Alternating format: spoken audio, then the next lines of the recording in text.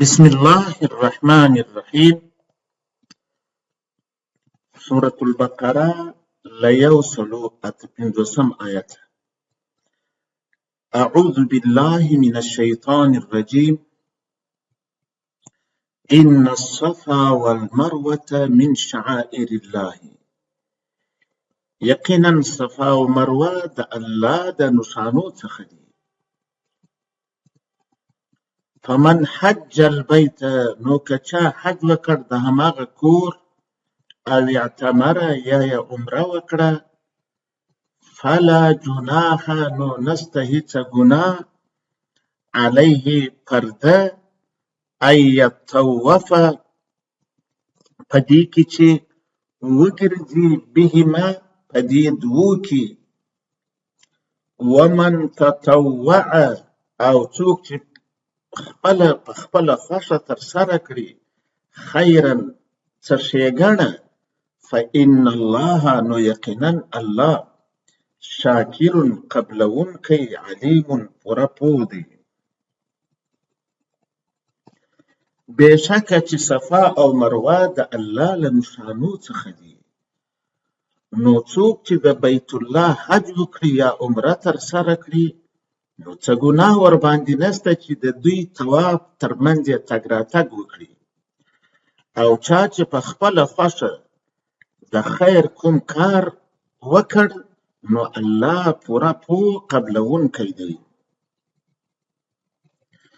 دغه آیتونه هم د یوې خوا د صفا او مروه اهمیت بیانوي چې دا د دوی ترمنځ تګ راتګ چې سعی هم ورته ویل کېږي او طواف هم ورته ویل کېږي دا د حج او عمرې برخه ده. له بلې خوا هغه اندېښنې چې د بیت الله د قبلې جوړولو وروسته د ځینې تبلیغاتو څخه رامنځته شوي وي چې دا خو دلته پخوا د شرک اډې وې تاسو څنګه دې خواته مخ کړ د دغه اندېښنو دا فهم کوي چې دا خپله سپېڅلي ځایونه دي څنګ کې چا شرک کړی د هغه د ناوړه کارونو په وجه دا د الله د دین نښانې نه پرېښودل کېږي. ان الذین یقینا هغه کسان یکتمون چې پټوي ما هغه څه انزلنا چې نازل کړی مو دی من البینات د روښانه دلایلو والهدا او لارښوونې څخه من بعد ما د وروسته د هغه بیاناو چې بیان مو کړه للناس لپاره د خلکو فی الکتاب په کتاب کې اولئک هغوی یلعنهم الله لعنت کوي الله ویلعنهم اللاعنون او لعنت کوي لعنت کوونکي الا الذین مگر هغه کسان تابو چې توبه یې ایستلې و اصلحو او اصلاح یې کړې وبینو او بیان یې کړی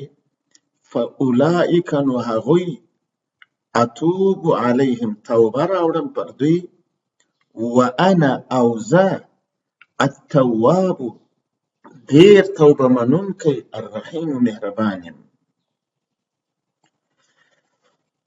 د ښکاره آیاتونو له جملې چې مې کوم څه نازل کړي څوک چې دا پټوي وروسته تر هغه چې ما خلکو ته په کتاب کې بیان کړي نو یقینا چې پر دغو خلکو هم الله لعنت وایي او هم هر لعنت کوونکی لعنت ورباندې وایي پرته له هغو خلکو چې توبه او رجوع یې وکړه او خپل عمل اصلاح او هغه څه یې بیان کړه چې پټ کړي یې نو د دوی توبه به قبوله کړم او زه خو یقینا چې ډېر مهربان توبه منونکی یم.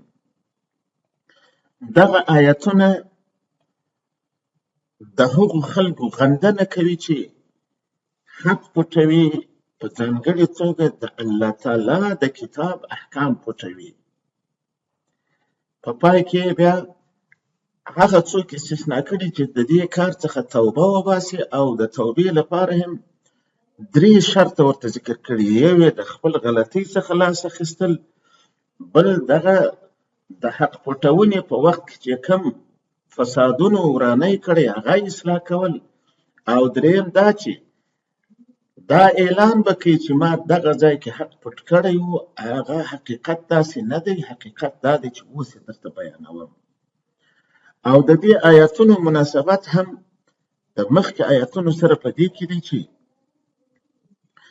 د قبلې د کعبې اړوند هم ډیرو پوهانو او د کتابوالو ملایانو حقیقت پټ کړی و. هلته قرآن کریم په صراحت وایي چې وَإِنَّ الَّذِينَ أُوتُوا الْكِتَابَ لَيَعْلَمُونَ أَنَّهُ الْحَقُّ مِنْ رَبِّهِمْ.